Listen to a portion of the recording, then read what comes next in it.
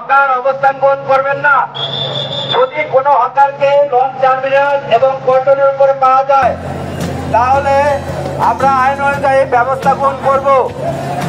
এছাড়াও লঞ্চের ভিতরে যে শ্রমিক অবস্থান গ্রহণ করবে তার অবশ্যই অ্যাপ্রন এবং আইডি কার্ড ঝোলানো থাকবে।